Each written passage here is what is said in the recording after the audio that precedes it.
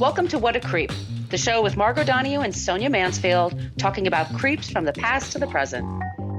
This is your quick guide to the biggest creeps, jerks, assholes, and losers, the best of the worst. From two nice ladies who want the world to be a little less creepy.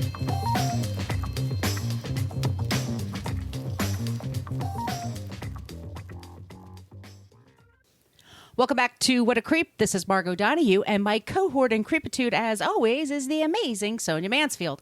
Hey, Sonia. Hello, my friend. Hello, my friend. We are the show that talks about creeps from the past to the present. We got us a really good old-fashioned anti-gay creep that we're talking about today. Whee! And then a person who did a really non-creepy thing and an awesome thing kind of around the same time as our creep today. Can I be more vague? Sure.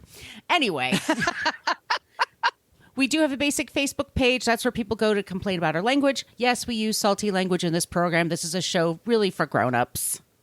Fuck yeah. We have a private Facebook group. That's where Sonia and I are the most interactive. It's the only time you'll see Sonia on Facebook, really. Pretty much. Pretty much. So it's a private group. You have to ask to join. There's 3 little questions. And if you listen to the top of the show, every show, you'll know what those answers are. It's easy. You just look up What a Creep podcast group, answer those questions. You have to promise just not to be a shithead when you show up. And pretty much we'll hang out and have fun. We talk about creeps and non-creeps and stuff that's happening in the news. And everybody comes up with great ideas and suggestions. It's the best group. Yes. It's the best group on Facebook. We're on Twitter at CreepPod because somebody had What a Creep on Twitter for over 10 years and never used it. Creep. We are on Instagram, What a Creep Podcast. Please follow us there. And also, we have an old-timey email if you ever want to reach out to us. It's whatacreeppodcast, spell it all out, at gmail.com. We do have stickers. We have some rad stickers if y'all are interested. Let us know. Mm-hmm. We will drop them in the mail for you wherever you are. Sonia, do you want to tell them real quick about the website? Yes, you can go to whatacreeppodcast.com, and it's everything you ever want to know about our podcast, but we're afraid to ask. We have all of our episodes there. We're in like season 19 right now, which, by the way, doesn't mean we've been doing the show for 19 years. It just means we have multiple seasons every year. But anyway, you can go into all of those episodes, and all of our episodes have links to our sources because we source everything. So if you're wondering, where did they get that? We got it from somewhere, and we link to it. So do that. There's also a link to our merch shop where you can get t-shirts and tote bags and journals and all kinds of awesome stuff. Do it. And there's a link to our Patreon page. Tell them about that, Margot. Certainly. So you go to Patreon, Patreon, you look up What a Creep Podcast. Our first 5 seasons are there. We post those episodes just there. We also put out 2 bonus episodes a month, and we put out a newsletter every month that Sonia puts together. That's really rad. And yes. I want to thank Chelsea and Anne for joining us in there, one of our Patreon cohorts. Thank you. And another way you can support us is leave us a review in iTunes or leave some stars or wherever you get your podcast, Spotify, Good Pods, wherever you do, wherever you listen to us. I also want to give a shout out to this person in Canada who wrote, "They always sound drunk," which is fine, but ... Okay, whatever. 1 star. 1 star. In your honor, sir or madam, we have a Canadian non-creep today. Yeah, we don't drink on the What a Creep show, by the way. I was like, that review sounds like it should have been for dorking out. We're 100%, not 100% of the time, but we have done episodes where I am definitely a little drinky, and I will announce it that I am drinky, so it's not usually a surprise. No, honestly, with this stuff, we take it very seriously because we're talking about some serious shit. So we do. You know, if we just sound drunk, maybe, I don't know, it's the allergy medicine. It could just be because it's 5 o'clock on Friday when we usually do this and I have the sleepies. Maybe that's it. I don't know. I'm not going to dwell on it anymore. I wish you well. Just don't be an asshole only once. Maybe they did. Maybe they didn't mean drunk. Maybe they think it means something else. Maybe they're Canadian. Maybe drunk means something else in Canada. maybe they just meant they sound liberal. And he's like, ew, 1 star. Maybe that's it. Yeah, they do have their truckers up there that are pretty scary. Okay. Yeah. Anyway, We today we have, like you said, it's an old timey one. It's a 70s one. Let's just get right into it, Sonia. Yeah. Who is our creep today? We are going to be talking about Anita Bryant. Ooh. Woo! Trigger warnings for this. Homophobia. That's pretty much it. Yeah. She's fucking homophobic creep. Sources for this episode: The Daily Beast, Encyclopedia, NBC News, PBS, Playboy. That's right, Playboy. The Slate podcast, 1 year, 1977. Them, The Washington Post, and of course, always Wikipedia. So, for folks who don't know, Anita Bryant was a singer in the early 60s, but she's probably best known for her Florida orange juice commercials in the early 70s. She did stuff where it was like, come to Florida sunshine, and breakfast without orange juice is like a day without sunshine. And I fucking hate orange juice, by the way. By the way, orange juice gives me diarrhea, but whatever. So it's not just for breakfast anymore, whatever. So I guess I should have said trigger warnings. I was going to mention that orange juice gives me diarrhea. So there you go. We get scatological sometimes. So Anita Bryant could have just got her big juice money and lived a quiet life, but instead she decided to use her fame to strip basic human rights away from gay people. And while trying to criminalize being gay was not new in the 70s, she's kind of the one who made it mainstream. She perfected it. Yeah. Yeah, she's a trendsetter. The impact of her hateful campaign can be seen in the current Don't Say Gay bill in Florida and in a bunch of other laws around the country targeting drag shows. If you watch The Simpsons, there's a character that repeatedly uses the line, "Won't someone think of the children?" That's basically Anita Bryant. Mm-hmm. I don't think that they meant to base that character on Anita Bryant, but that's basically who she is. So, yeah, everything old is new again. Let's talk about Anita Bryant, this fucking creep. Let's start at the beginning. Anita Jane Bryant was born March 25th, 1940 in Barnsdall, Oklahoma. Her parents were Lenora and Warren Bryant, and they were 18 and 19 when she was born. That's pretty young. But very young, yeah, but that's what people did. Yeah, they were divorced by the time she was 2. Then they remarried each other the following year, and then divorced again when she was 13. Good on them for trying to make it work, I guess.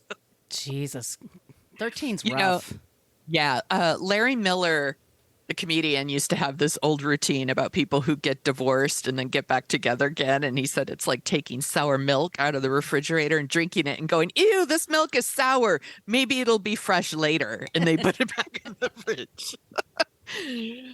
Because her parents moved around a lot, uprooted the whole family, and because they clearly had a tumultuous relationship, she spent a lot of her childhood living with her grandparents, and they were very religious. Anita Bryant, she loved to sing. She always loved to sing. She was singing in church, Jesus loves me. She's like 2 years old singing in church. She's on stage by the age of 6, singing at local fairgrounds in Oklahoma. And the audience loved her, and she loved the applause, as entertainers are wont to do. By the age of 8, she was singing on a weekly local radio show. And when she wasn't singing, she was praying because, again, religious grandparents. By 16, she got her big break. She became a favorite on the Arthur Godfrey TV show on CBS. I don't know what that is, but it sounds like it's a variety show that he used to do on the radio. And then he moved it to CBS. And she was there, all the time, singing songs. She got a record deal. Again, she's like 16 at this point, gets a record deal. She did a cover version of Till There Was You, which I believe is from The Music Man, and it sold over 1 million copies. She did another song called Paper Roses, In My Little Corner of the World, Wonderland by Night. These were all big hits for her. I don't know any of these songs because I don't like Anita Bryant. She sucks. But I bet, ask your grandma if she knows these songs. She probably does. So she also became Miss Oklahoma in 1958, and she was the second runner-up. That means she became in third. I don't know why they don't just say third. 1959 Miss America pageant. she would have been 18. And this was like right after graduating from high school. From 1961 to 68, she was on the road with What a Creep alum Bob Hope. Oh, yes. Yes, doing the holiday tours for the USO. She traveled around with Hope. She did the televised USO shows as well. Can you imagine, just a sec, serving overseas, shit at the shoe level, losing your friends, and who shows up to entertain you but Bob Hope and Anita Bryant? Like the cheesiest, least offensive, like no edginess whatsoever. Nothing. And I'm sure they're grateful for it because it's something to do. It's something, but still. But wow, yeah. Boring. So, she was all in on the Vietnam War. She called it a fight between atheism and God. And I was like, that's not really what it's about, but sure. Okay. Sure. Okay. In 1969 is when she became the spokesperson for the Florida Citrus Commission. And it's just commercials all the time. Like the stuff. Yeah, Max, I know. It's not for breakfast anymore, blah, blah, blah, whatever. She also did commercials for Coke, Kraft, Holiday Inn, Tupperware. She was like a commercial queen. I bet she made a shitload of money. She made a ton of money. And in the middle of all this like stuff going on, she also got married. She married a man named Bob Green, who was a Miami disc jockey. They had 4 children together, and they co-authored several books together, preaching the gospel of straight marriage and living a holy life. Okay. Sounds boring, but whatever. That's a lot of books for one sentence. Yeah. Here's a couple of the books. So one was called Raising God's Children. Sounds good. Spare the rod. Looking forward to, yeah. Bless This Food, an inspiring personal guide to Christian family togetherness. I couldn't get through it without snickering. Sorry. Bless This Food, an inspiring personal guide to Christian family togetherness through home, family, faith, and love. She also did Bless This House, and that one's all about like Christian marriage and how it's awesome. And her husband co-wrote that one. They did another one called Fishers of Men. I don't know what that means, but it's all about like spreading their Christian faith. They are very religious. Yeah. Basically, all of her books are about like being Christians rad, about being the perfect wife, raising perfect Christian children. And while all these books are coming out, we're talking about like, early 70s. There's a lot of a lot of protesting going on. A lot of marginalized groups are starting to fight for equal rights, including women, because the ERA was like a thing that everyone wanted, and the gay community. So just a little history lesson. For like much of the 20th century, being gay was illegal and like actively like policed. Like that's what the whole Stonewall riots, Stonewall. All that. Stonewall, thank you. It was all about that stuff. If you were outed as gay, you could lose your job and you could be arrested. You could lose your freedom. And you could be legally discriminated against. There was no protections for you. And I mean, up until like 1973, being gay was classified as a mental illness. This is where we are. Jesus.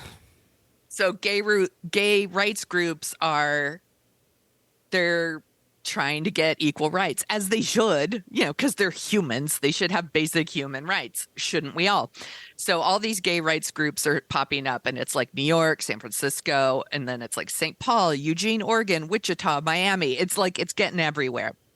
And they're making some progress, getting not on a national level, not even on a state level, but they're making progress on a local level. So they're getting ordinance passed in like counties to make discrimination, like job discrimination, housing discrimination, illegal.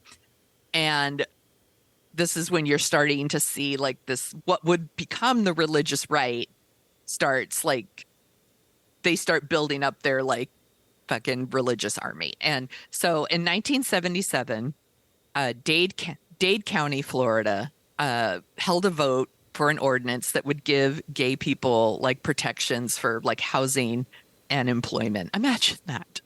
And here comes Anita Bryant, and she's just ready to fight against it. She shows up at the public hearing, and this is what she said.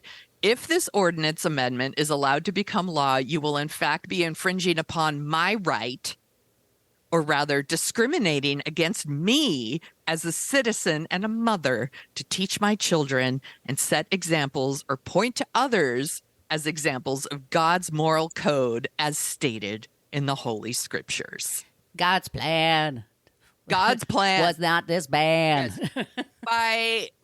By giving gay people basic human rights, she has to acknowledge that gay people exist. Therefore, we're discriminating against her. Right. And her poor children have to then understand that other people exist with different values. Yes. Yeah. Exactly. Yeah. So the commissioners were like, that's how it works. It's a society. Yeah.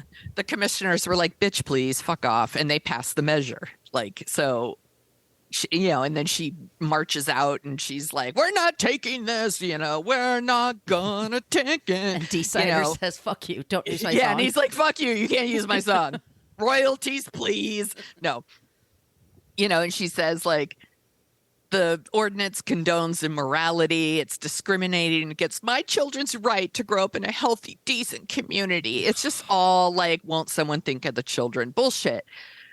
Because so her strategy, and wasn't super commonplace at the time, but it is now, was this like idea that you're discriminating against me by giving them equal rights.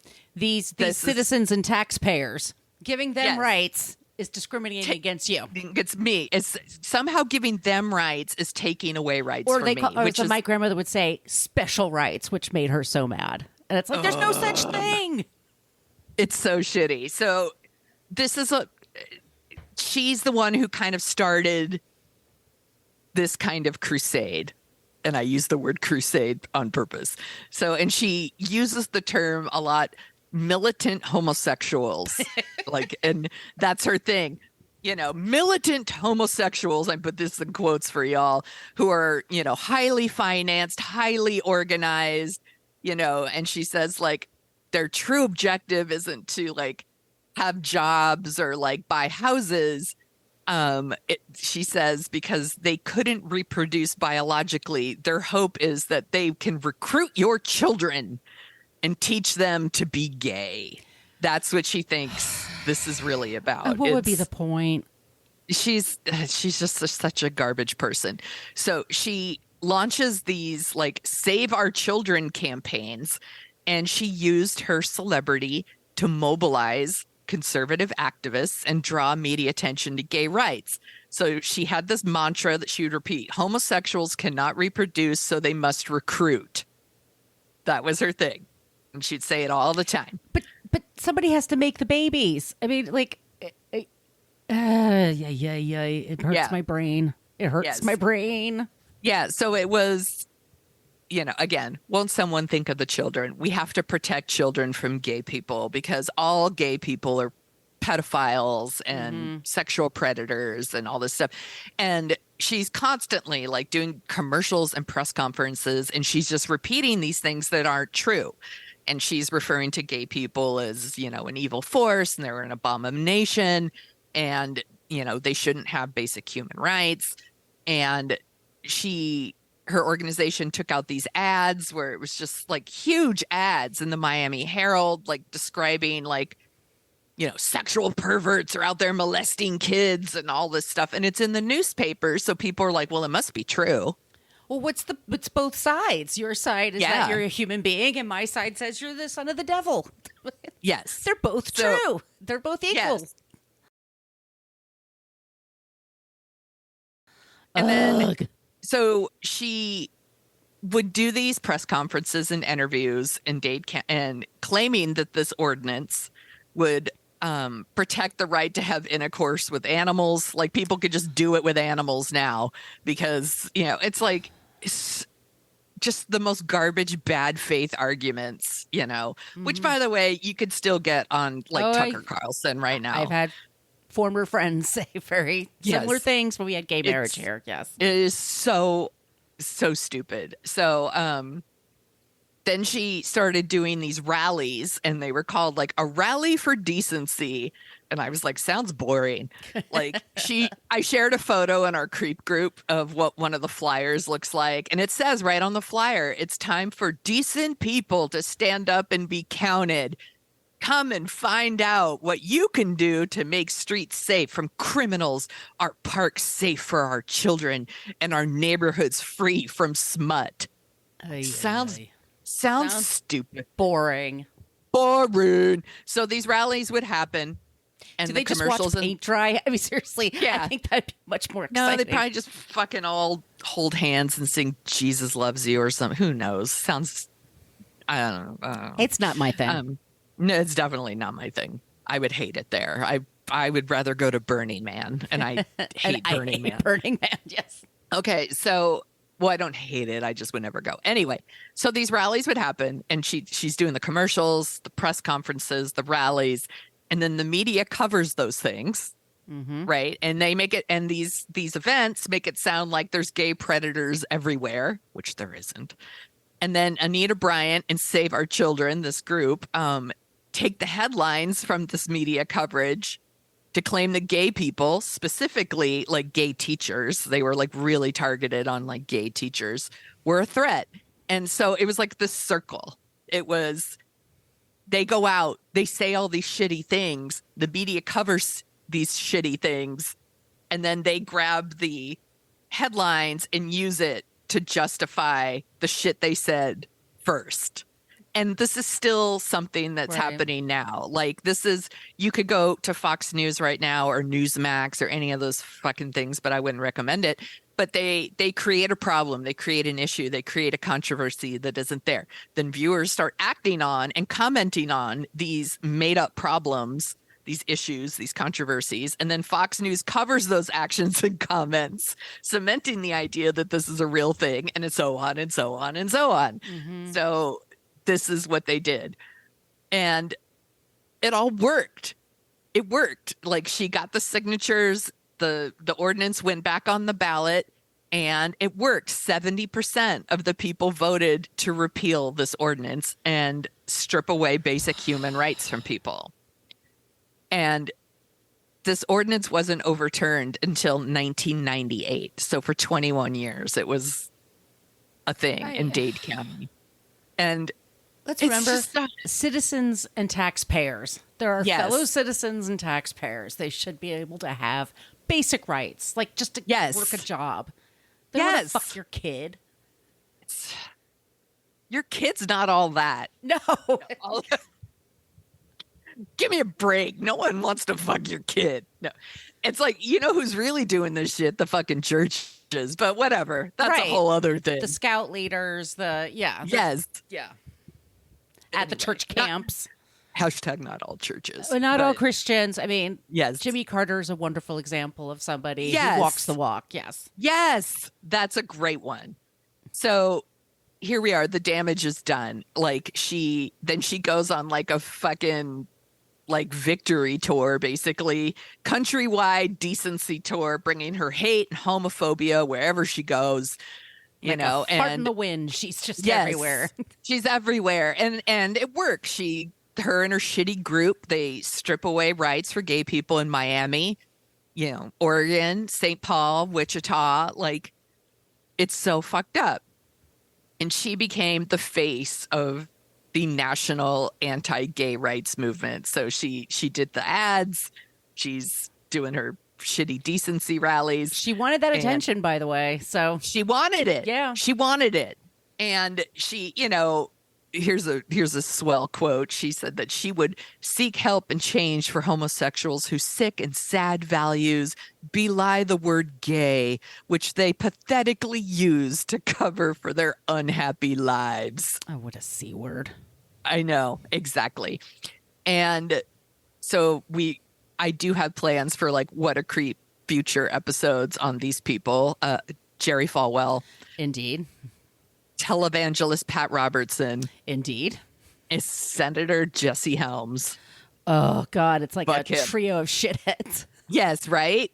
They that these three shitheads and a bunch of other leaders who eventually would become the religious right, which wasn't really a thing at this point. They jumped in to help her, and in turn, like she helped them. She would appear on their like the PTL club Yep. or in the 700 club and repeat her shitty hot takes, and these dudes just ran with it. And it became a thing. The idea that gays and lesbians And they made a were lot of money from it, they by the made way, so much money that they don't and pay that taxes on. it all comes back to the money. We're gonna get there, y'all. So the gays and lesbians were somehow like threatening to children, and this became the issue that the religious right like grabbed onto, this and abortion, by the way. And it just became their most powerful fundraising tool. It was about money and power is what it's about. So in 1981, Jerry Falwell was actually like, he fully was using her talking points, the whole like homosexuals don't reproduce, they recruit, they're coming out for your children and my children and all. Like he's repeating like word for word stuff that Anita Bryant said, which is why I wanted to do Anita Bryant first. I have the copyright for that, sir.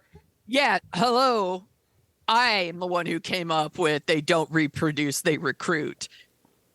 Yeah, and she's the one that was using the militant homosexual language that we still get now. And if you hear people saying that, just remember they're, first of all, they're garbage people, but these are like people who create bad faith arguments. So, these are the people that say that like they create cartoon characters like fucking Teletubbies or SpongeBob, Right. and supposedly these animated things, these creatures are gay, which I don't know if that's true, but they say they are, and it's to recruit innocent children. Or militant homosexuals push for hate crime laws, so that they can legally persecute Christians. Or militant homosexuals want to get married so that they can destroy the sanctity of marriage. It's like, no, assholes. They just want basic human rights. Right. Like, It just turns out what they want, just want to get married, have kids, or not. yes, they just want to live their Just lives. live their fucking lives. Without being discriminated against. Oh It's my such God. bullshit. And these people, like, this is the stuff, this is the fucking red meat that they throw out to their base, and their base just eats it up. Yum, yum, yum, yum, yum. And then they raise all this money. That's what it's about. And Anita Bryant, of course, she wants to cash in too. So she wrote a book, and it's got a long name, so bear with me. The Anita Bryant Story: The Survival of Our Nation's Families and the Threat of Militant Homosexuality. Just rolls off the tongue. And it just goes on and on about how God chose her to protect the children from the gays. And, Very Holden Caulfield. it's just so shitty, and then she wrote something about to award non-discrimination protection was to offer them a special privilege. Special rights. Yes. If we label homosexuality a civil rights issue, what's to stop murderers from shouting murderers' rights? Oh, for God's sakes, that's so It's fucking the dumb. stupidest, So dumb. so shitty. She wrote another book after that called At Any Cost. And she co-wrote it with her husband, and, just comparing homosexuality to cancer, talking about abortion and equal rights amendments, and how that was all about, like, also those things are about destroying the social structure of what America is supposed to be. That even the ERA, which obviously, like, she that's was like, one I can't take.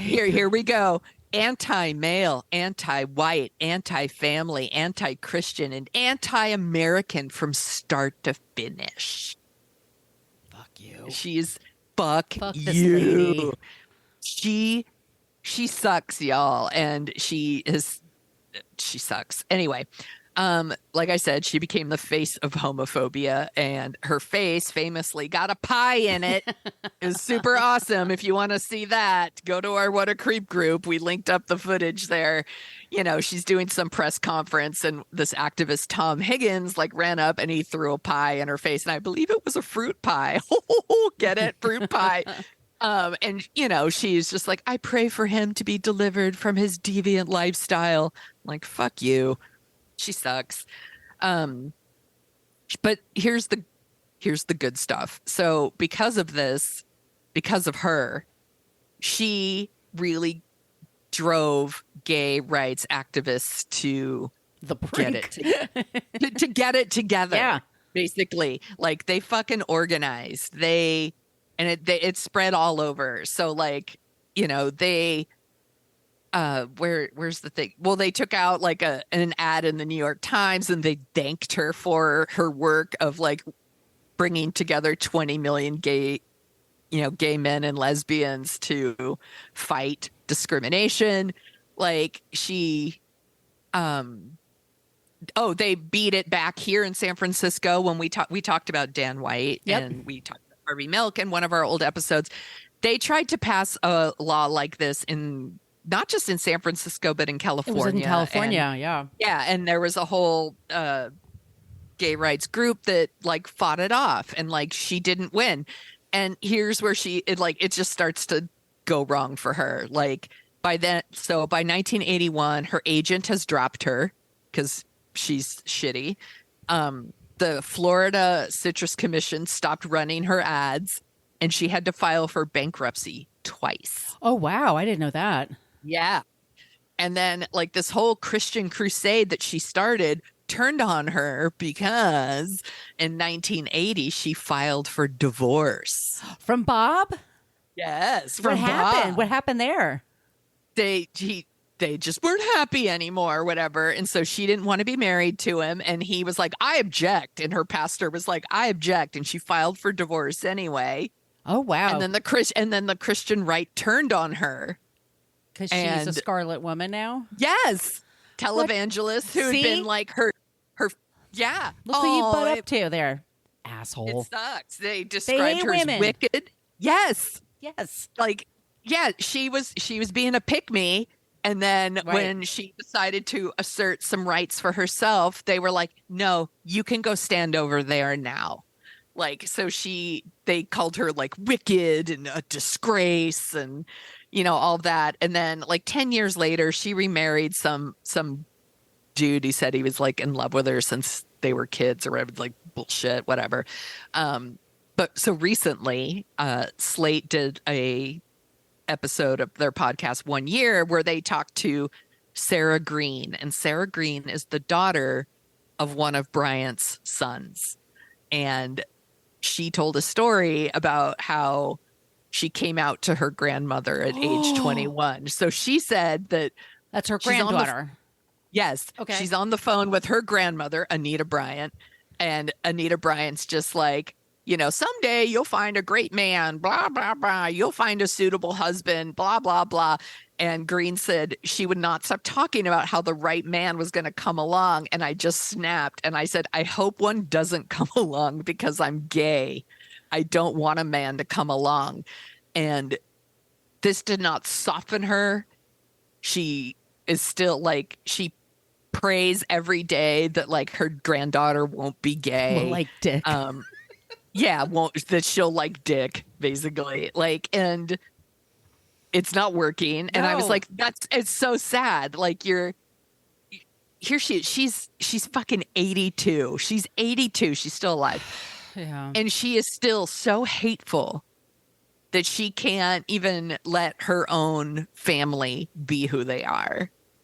It's garbage. So I'm gonna bring it all in for a landing. So here we are 50 years later almost 50 years later after this like Save Your Children campaign. We have Florida Governor Ron DeSantis. Don't worry, we're going to get to him someday. So he signs something that's called the Parental Rights and Education Bill, but it's really called the Don't Say Gay Bill, which is like you can't even acknowledge that gay people exist. And he's going all out. Like the there's bookshelves that are like empty now because you can't even like acknowledge that like Black people exist either. It's ridiculous. Anyway, the measure went into effect last year. It prohibits classroom instruction on sexual orientation or gender identity.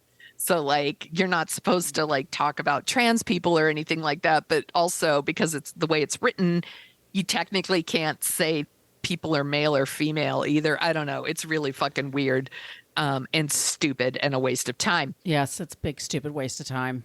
Yes, But and it's there are throwing like chum into the water. exactly. So we're again, we talked about this a little bit in the bonus episode, but like we are still fighting the same fights over shit that should not even be up for discussion anymore. Like lesbian, gay, bisexual, transgender plus Queer. people, yes, should have the same rights we all do. Women should have the same rights as men. Women should have autonomy over their own over their bodies and be able to make their own medical decisions. But here we are, Right. still fighting about the same shit, and this is why we can't have nice things, because we just waste our time on bullshit like this. So he's passed that law. 19 other states are pushing similar laws. They're going after drag shows when like never has a drag performer been convicted of like molesting Pedophilia. children. Yeah, exactly. But like pastors and youth pastors and fucking Boy Scout leaders and all of that, whatever. So we have that again. What's happening now is not new. Right. You know, everything old is new again. So Anita Bryant does not live in Florida anymore. She moved back to Oklahoma, and she runs the Anita Bryant Ministries International. It's a church where I'm sure she doesn't pay taxes. I'm sure she doesn't. Yeah. So that's our creep, Anita Bryant. Good job, Sonia. Thank you. Fuck her. She would go on all the talk shows. Yes. And just everybody had her on. But, you know, not realizing she's giving the game away to a bunch of dudes who have no loyalty to her. They don't even have loyalty to one another, but definitely not to women. Exactly. Thank you. You're bringing it all. Like she did all this stuff, and then these like rich white and, you know, Entitled. religious dudes, yes, took all her stuff. They have channeled it for like their own purposes, and then also, oh, by the way, fuck women, Right. you know, and threw her in with everybody else. Such an asshole. Ugh. All right, Sonia, this is the best part of the show, I think. Yes, We get to yes, talk about it a is. non-creep, especially when somebody Yay. like her. So, do you know who? And I want to thank, by the way, in our Facebook group. I just had a busy week and I needed help finding a non-creep, and they were so great about giving Yay. suggestions. Y'all are amazing, and I was like, Best group on Facebook. I wanted to save him for a Canadian creep. We've done a couple of Canadian creeps, but today I was like, I'm going to talk about Terry Fox. Do you know who Terry Fox is? The name is super familiar, and I know once you start talking about him, I will be like, oh yeah. Terry Fox was born 1958 in Winnipeg, Manitoba, Canada. He's Terrence Stanley Fox, handsome, good athlete. Wanted to play basketball, but he was on kind of the shorter side. So the coach said, "Why don't you try long distance running and see how that works for you?" And he took to it like a duck to water. He loved running, and he graduates high school. He goes to college. He's teaching phys ed part-time, like living the dream, like doing everything he wants to do up in Canada, up in British Columbia. And then he gets into a really bad car accident. And he it doesn't heal properly. It's like 1976, 77, even though they have great health care up there. Yeah. But he just was like, I'll just rub some dirt on it and walk it off, right? I'm not going to deal with it. I'm young. I just want to play sports.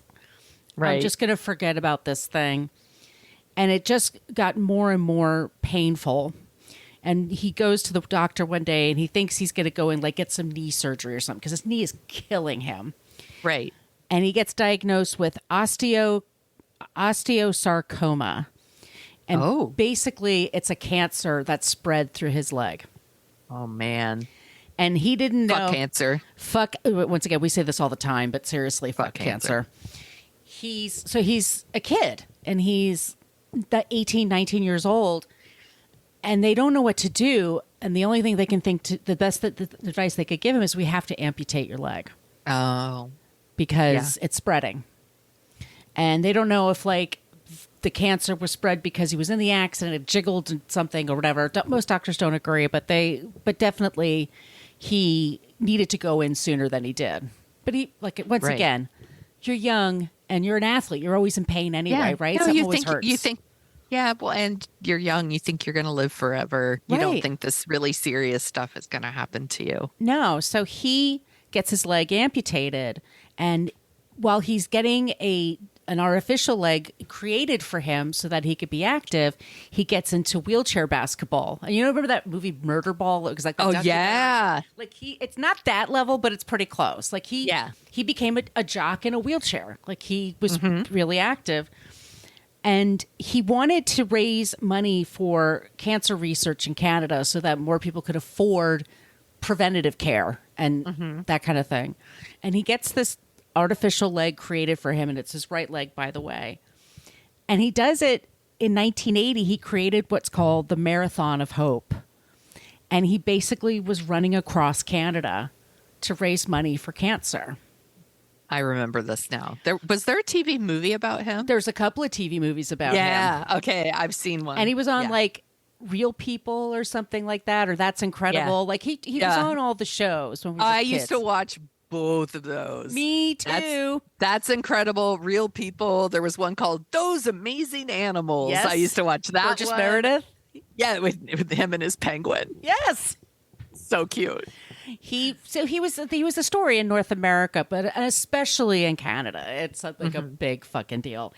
He starts out, and there's a few people who see him, but they don't really know. And he has a very odd kind of gait to him, because you can't. This is old school. It's not like the guy Jaco Pastorius. Not that was a basis, but you know what I'm talking about. There was the guy in South Africa that killed his girlfriend who had those special legs. Mm-hmm. He didn't have special legs. He had it was pretty janky. And they would get... He didn't have what Forrest Gump would call magic legs. He didn't have the green screen magic legs. Magic legs. He starts going across the country, and then more and more press shows up, and the word gets out, and people start showing up. And then by the time he starts, I think, in Nova Scotia, and he goes across, and then it's a really fracacta kind of thing. I don't understand why they picked the route that they did. And he's traveling with his best friend and his brother. Well, his best friend was ready to kill him because he was super moody, because he's running a marathon a day. Yeah, he's fucking tired. He was tired with an amputated leg, a prosthetic that was very, very painful. I'm I have two legs. I can't do that. No. By the time he circles around in Ontario and he gets to Toronto, it's I don't know if you've ever been to Toronto, but it's just he's at the main spot. There's a stage set up for him. He is this big fucking deal in Canada.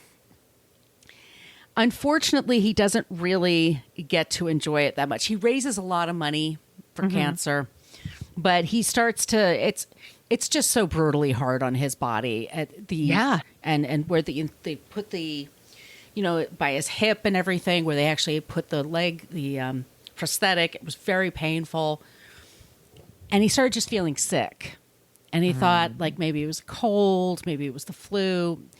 But he goes back home to British Columbia, and the cancer's coming back.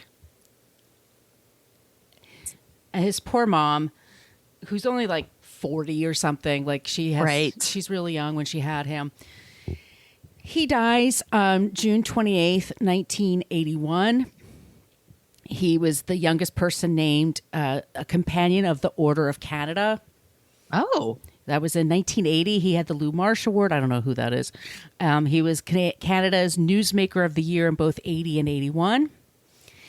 And he's considered this huge national hero in Canada. And apparently our Canadian peeps tell us, there are so many monuments to him all across Canada.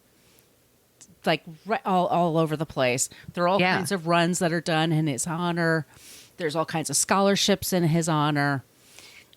In 1981 or 2, there was a TV movie, and I think the person actually was a person that didn't have was missing his leg too. I think so too. Not the best actor, and no offense, but they kind of made him sound like an asshole. Like the family was really not very happy with this particular treatment because they were trying to create drama. Yeah. Because it's sort of like he's this fair-haired kid just doing his thing every day. Like after a while, I guess they thought we need to show different sides of him. So the family didn't like it. Yeah, so look him up. So a few years ago, there was a series of on ESPN called 30 for 30, and they've actually gone way beyond 30 documentaries. They've done way more than that. There's one for him, and it's a terrible time. This is another thing for 30 for 30. Just label your documentaries. This is the story of Joe Montana. Then you put the colon, then their title, right? It just says Facing the Wind. And I'm like, well, it's like, what? It drove me crazy. Who's that? Well, I mean, I know what it means because I'm a cyclist and I don't want to face the wind. It's just it pushes into your face. You want the wind on your back. But, Jesus Christ, people. But anyway, they go back and they talk about him and his family and just how hard it was for him and how he was so moved by all the people. And all the people that showed up for him. So anyway, he's a huge hero. They did make up for it. They did get another actor to play him, and the family was happier with the second movie they came out. And you can look this shit up in Wikipedia. The one that I saw was 1983. Yeah, and I'm just like, yeah, that's definitely the one I saw, and I think it played on HBO a lot. But yeah, I think Robert Duvall's in it. You're right. If memory serves, yeah. You are correct. You are correct, sir. You are correct, sir. There's another movie called Terry, and that was produced by those people, and they liked that one better. I think Into the Wind by ESPN, and I think it's season 4. It's a 2010 documentary. Even if you don't give a shit about sports, those documentaries are amazing. They're done by excellent directors. The 30 for 30 series ESPN are always good. Because they're about stories, about people and situations. It's not just like, on August 12th, he ran this many runs. Like, who gives a shit? But like, it's more. Yeah. Anyway, so that's who we're talking. That's who we talk about today. He is our non-creep, Terry Fox. Great choice, Margot. Thank you. Someone who fought for other people. Yeah. And used their power for good. Yeah, exactly. Which is what we should all do, right? We should all aspire to that.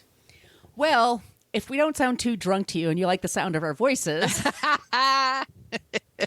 we co-host a show called Dorking Out, where we dork out, about movies. Sonia, tell them what we're going to be doing this weekend that's a little bit different, or yes, whatever. And in honor of our favorite podcast, F This Movie, they are doing something this weekend called F This Movie Fest, where it is an all-day online film festival with the hashtag F This Movie Fest. And we all start one movie at the same time and we all tweet through the movie, and it's like we're all together or whatever. This year they're doing the year 1983, and one of the movies is Mr. Mom, starring Margot's forever crush, Michael Keaton. Yep. And we had Mr. Mom on our list for a long time. So we are going to watch Mr. Mom on Saturday, and then we will record it. And it might be a little later than usual, but it's going to be Mr. Mom. Which I am super excited about. John Hughes did the script. Terry Garr's in this movie. Martin Mull is in this movie. It's really great. So that should be fun. So that's Dorking Out. And remembering at the top of the show all those places where I gave our social media call outs. Your ideas for creeps and non-creeps, please feel free to send them our way. We love it when you use the hashtag We Got One, and it's the Annie Potts gift from Ghostbusters, which is she's like super adorable. But wherever you want to reach us and you have ideas, that would be amazing. Please leave us a review wherever you get your podcast. That would be really cool too. I mean, if you're going to do one star, at least be original. I mean, that did make me laugh. The whole drunk comment. One star. Sonia, where can they find you? You can find me at thesoniashow.com and The Sonia Show on Twitter and Instagram and the TikTok. Where can people find you, Margot? I make it a little more difficult. Sorry, guys. So I'm on Twitter at Brooklyn Margot. I'm on Instagram, Brooklyn Fit Chick. My site is brooklynfitchick.com and .com. You can just find it. And anyway, and I'm on TikTok at Margot Donahue, where I put a lot of clips there lately. I've been learning how to do video editing, so it's been really fun. Yeah. Go to her website, margotdonahue.gov. That would be interesting to look up, actually. All right, y'all. In the meantime, stay safe, be kind, don't be a creep. Be a creep. Thank you for listening to us talk about creeps. You can follow us at What a Creep Podcast on Facebook, Twitter, and Instagram. But don't follow us too closely. You can email us your creepy stories at whatacreeppodcast@gmail.com. But please keep your dick pics to yourself.